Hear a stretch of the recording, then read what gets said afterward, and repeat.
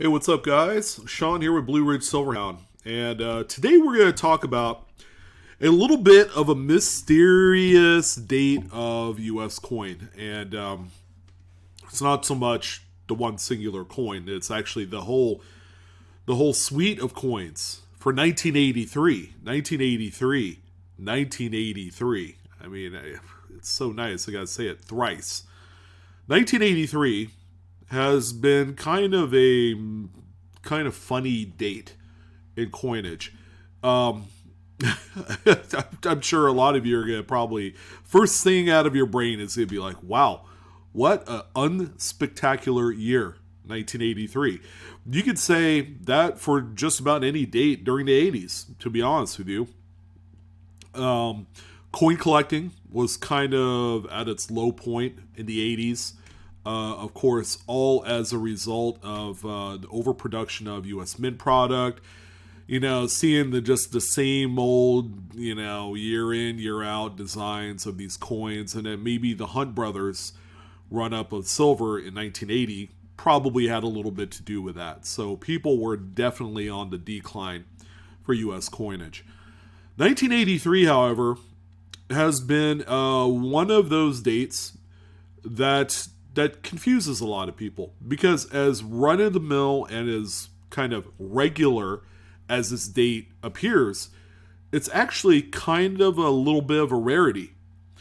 And a lot of that is attributed to the fact that there were no mint sets produced in 1983.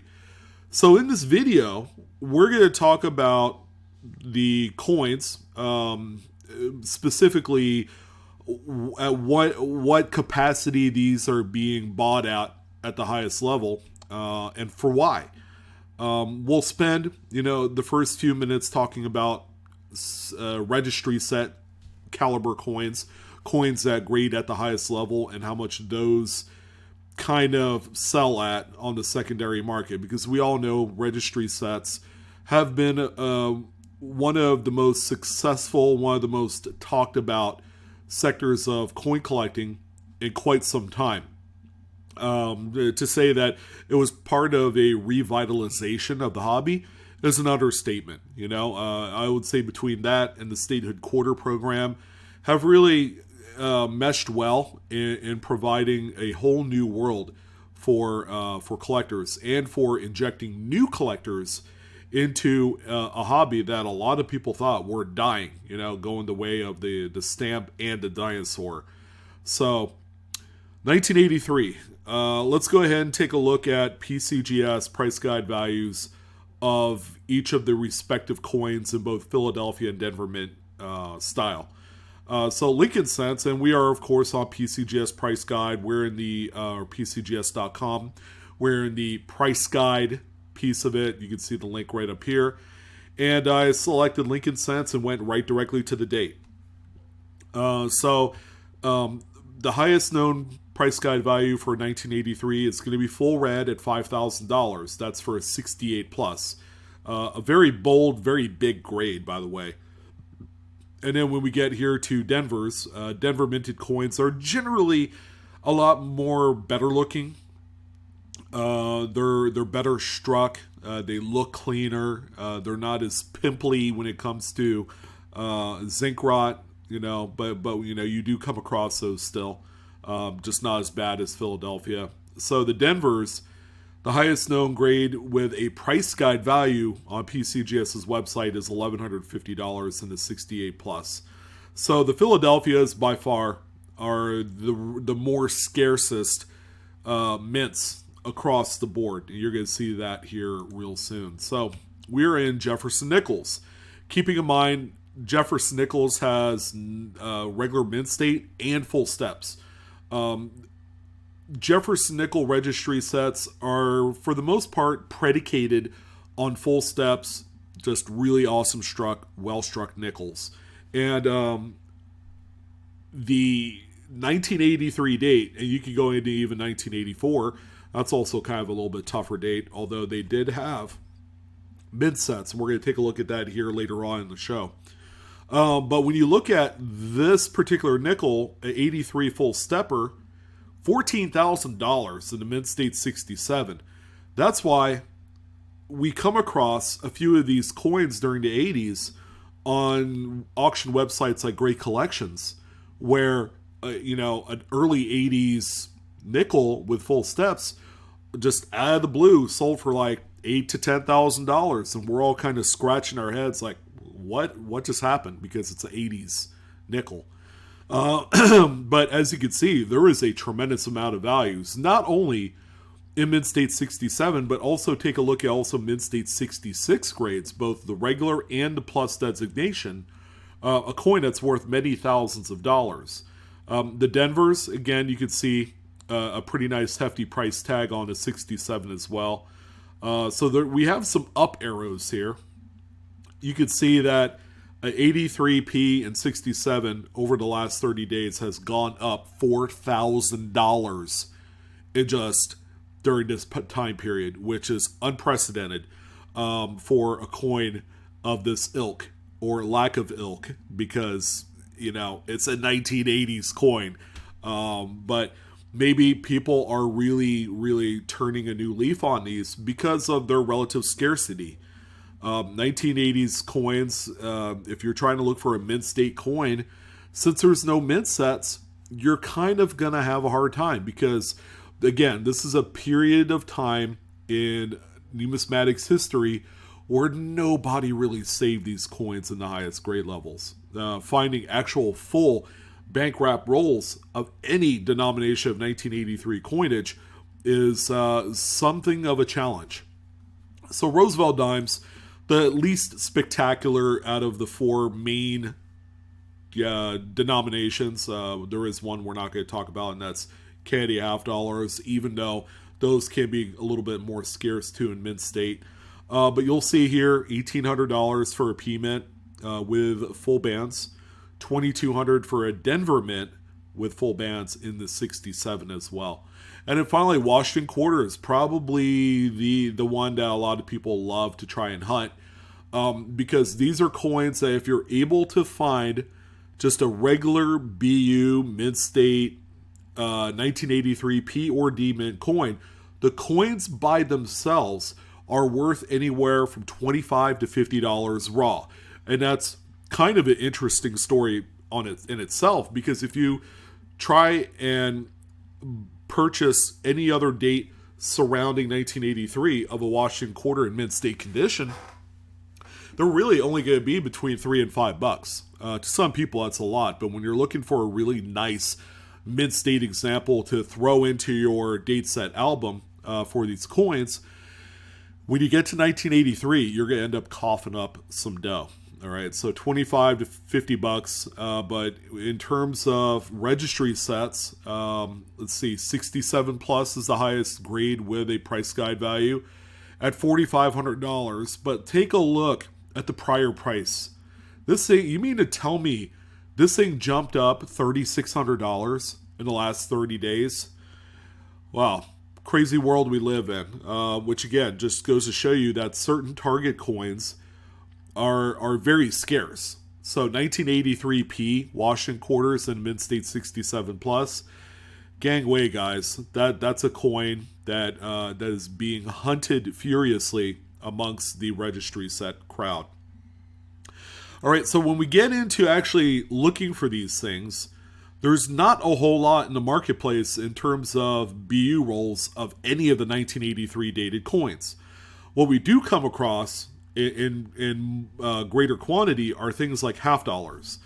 Like here's a 3-roll lot of 1983D candy half dollars. And I went from like highest to lowest here. So $349 is what they're asking for it. I mean, they're not accepting a best offer. It's just if you see the price and you like it, then buy it, you know. But when we go on down the line, I mean, look at something like this. 1983D Jefferson Nichols BU roll. Keep in mind, it's only 40 coins for $206.44, right? That's $2 face value in nickels that this particular dealer is asking $206 for. Here's this is a big company, APMEX. We all know APMEX, the precious metals, the king of precious metals extraordinaire. They have a 20 coin roll, BU roll of 83Ps, which, by the way, can be some of the most wildly unappealing looking coins because they have crappy strikes and the luster isn't too great on them. So $117 for $10 face value in half dollars, but it continues on down the line. More half dollars, $100, kind of like in that $100 range. 83D for 101. Where's the rest of my picture here? It's got a load, I guess. But anyways, yeah, that is indeed a 1983D Roosevelt Dime roll of 50 coins. That's $5 face value for $100 right there. I don't think I really saw quarters. More dimes. More half. There's a lot of half dollars. And I would. There are folks that hand assemble these by what they find in their coin roll hunting. All right, which that's what people do. As a matter of fact, you guys know, for the longest time, I would do nothing but hoard 1983 quarters because I had a buyer for them that was paying me a pretty good premium for them. But he's not buying anymore, and therefore I'm not actively looking for 1983 coins anymore. Here's a full roll of AU and BU 83D nickels for $40. Here are some Lincoln cents, 2 rolls of D mints for $39.49. So as you can see, these coins, especially in roll form, are not exactly cheap, and they don't really survive that long in the open market. Now we're getting to the singular coins that people had said they'd pulled out of a BU roll. And you can even see the individual coins for some of these denominations are $10 and up. Good old Lincoln cent. Whew. Yeah, I wouldn't want to pay $13 for a 1983 Lincoln cent for sure. But as you can see, very, very expensive. And there's not a lot out there. As you guys know and had noticed, there are no BU roll Washington quarters whatsoever, which is a testament to the scarcity of that date of quarter. Because again, like I had mentioned, they did not produce any mint sets, which complicates things a little bit. So we're in eBay, and I typed in this time 1983 mint set. So it's going to pull up everything mint set in the keyword search. So this is a proof set for $11. But as you can see, it looks like there's mint sets, but they call them souvenir sets. These were actually produced by companies like Krause Publishing, among a few others. This one says third-party set in envelope. So these were hand-assembled back in the day and inserted into these homegrown sets by other companies. And the big reason why that there's a lot of what they call souvenir sets is that they know that they didn't make any mint sets. So these companies had come in, they had purchased rolls and things like that during the time of release and had assembled things like this. So here's one great example of that. This is actually a Krause Publishing put together set of 1983 coins, both Denver and Philadelphia minted examples. And you'll see, look, I mean, it is what it is. That's what you're getting. They tried to make it look like an official government U.S. Mint packaged affair. They even have that little token chip thing in there. But when you look at the back of them, let's see if we have a good picture here. Here you go. But you see KP, that's Krause Publishing. All right, they're the ones making the guidebooks and stuff for various areas of numismatics. KP selected and packaged for Coins Magazine, numismatic news, coin prices, Iola, Wisconsin. All right, so there you go. I mean, the coins look good. If you wanted to get a BU set of these coins, I mean, you could do a whole heck of a lot worse. But the price tag, ladies and gentlemen, is up there. $80 for a P&D mint set.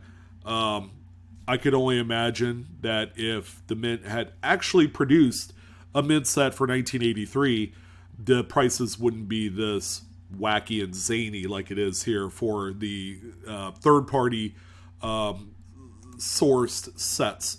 So yeah, you could just go on down the line of all these listings, and you will not find a U.S. mint produced mint set. You're gonna find a bunch of souvenir sets made by some Joe Schmo company, and that's the extent of it. This is another third party set. They didn't do these bluish, baby blues and sky blue type stuff. They didn't do things like this. That's not a U.S. Mint sourced product. But as you can see, there's plenty of it. You just have to really trust yourself into buying something like this, knowing full well that it's going to be expensive for a third party set, and you're stuck with it. All right, it's not like you could buy it and cut it up so that way you could take an even better look, because you certainly don't want to, trust the coins in these old, antiquated, yellowed cellophane wrappers at all. You want to be able to cut them out and do as you please with them. But understand that the entry level to these sets is so wildly expensive. So they did make proof sets. If you wanted a 1983 proof set, those are all over the place. But the mint sets are non-existent. And if someone says, "Oh, I got a 1983 mint set direct from the mint," they're lying through their teeth, because it never existed. And then finally, 1984 mint sets resumed. All right, which came in this very handsome looking maroon and kind of pea green envelope. That's the original government packaging. Then, as a matter of fact, I'm pretty sure I had like a old polo shirt from 1984 that was exactly maroon with the white stripe and then the pea green bottom to it. That's like a common color combination for that period of time, and it was funny. I had my big hair, my afro, and everything going on. So, oh my God, I mean, yeah, 1984. The coins, quality wise, weren't exactly better.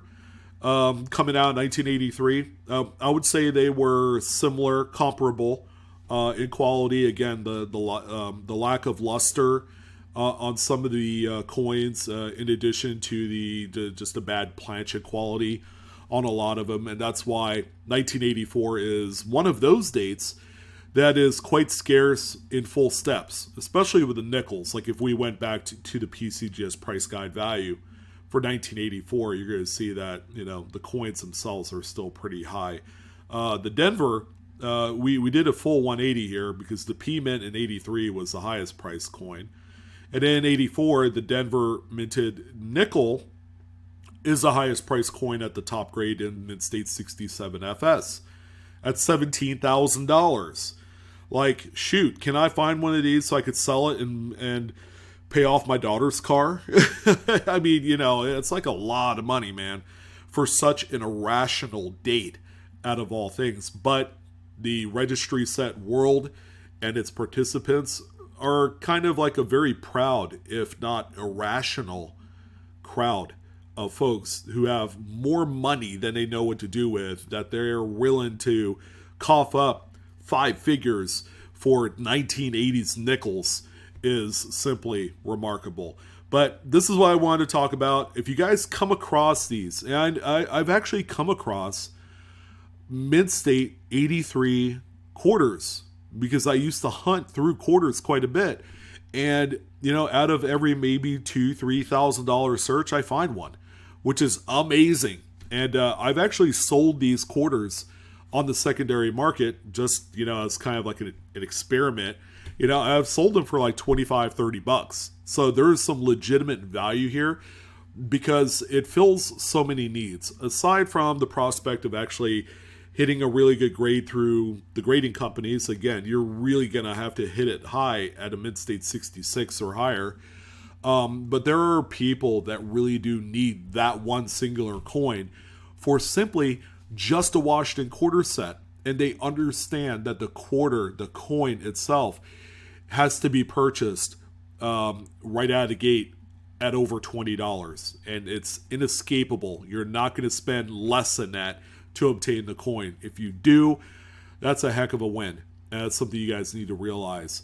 If there is a coin dealer, or if you see one of these at a coin show and they got like $5, marked off on a 1983 quarter, I would scoop it up. That is going to be a pretty nice get, all right, if you're able to. And there have been dealers that just don't give a rip, and they actually end up doing that. They just assign some cheap price onto it.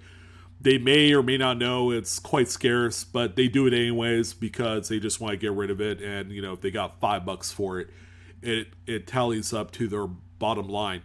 Much like everything else does. So that's why I wanted to talk about in this one. Quite a very scarce date, very, very expensive graded, very, very expensive raw if you need to get a few of these coins. So if you do recognize that these are out there, maybe you come across an old collection that's been passed down to you, because these do show up in old albums. Make sure you know that the 1983 coins, specifically the nickel, the dime, the quarter, and $half, all have quite a bit more value than what you guys realize. And you could do really well if you're able to hunt and find some rolls and original material from '83. You could really, really do a number and sell these for a lot of money. But that's going to go ahead and do it for this one. Thank you guys. I am appreciative of your guys' views and support. We're back to 1983, which is almost 40 years old next year. 40 years old. We're going to celebrate a 40-year anniversary for one of the more scarcer circulation rarities out there in BU condition. But I want you guys to have fun in the hobby. Coinaholics, we are discovering together. Don't forget to like, share, and subscribe. Come hit me up at good old TikTok at BlueRidgeSilverhound and follow me if you please. We're getting some videos cranking on there. You guys take care, and I'll see you on the next coin video. Peace.